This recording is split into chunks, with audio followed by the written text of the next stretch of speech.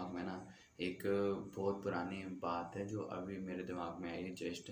क्या हुआ था ना, मैं फोर्थ स्टैंडर्ड में या फिफ्थ फोर्थ या थर्ड स्टैंडर्ड की बात है ना। तो मैं उस टाइम पे बहुत ज़्यादा हकला के बोलता था। अभी भी थोड़ा बहुत बोलता हूँ, लेकिन उस टाइम पे बहुत ज़्यादा हकला के बोलता था। उस टाइम पे ना क्या हुआ था, उस टाइम में हमारे यहाँ 4 सेक्शन होते थे। पहले होता था ए, बी, सी, डी।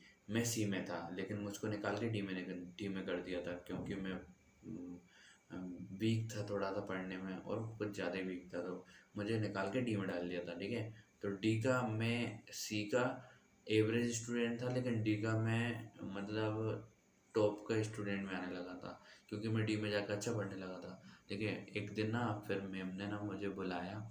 डी सेक्शन में जब मैं था, तब मेरे को ए सेक्शन में बुलाया। ठीक है, और उनका पता है क्या किया उन्होंने। उन्होंने मुझे डी सेक्शन में से ए सेक्शन में बुला के, ठीक है, उन्होंने मुझसे कुछ बोला, पूछा, मतलब कोई कोई पर्टिकुलर क्वेश्चन पूछा। ठीक है, मुझे वो क्वेश्चन तो अभी याद नहीं, बस मुझे ये पता है कि उन्होंने कुछ क्वेश्चन मुझसे पूछा था, और मैं बोल नहीं पाया था। किस कारण नहीं बोल पाया था, क्योंकि मैं अटक गया था, बोल नहीं पा रहा था, वो वर्ड्स ही नहीं निकल रहे थे ऐसे हकला के ना।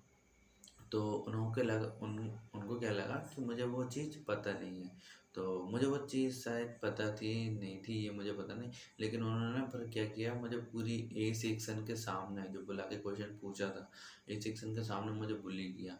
बोलती हैं ये हमेशा बिल्कुल नहीं पढ़ता, पहले सी में था, अब तो डी डी में पहुंच गया, अब तो पहले तो सी में पढ़ता था, अब तो डी में पहुंच गया, तो और नहीं पढ़ता।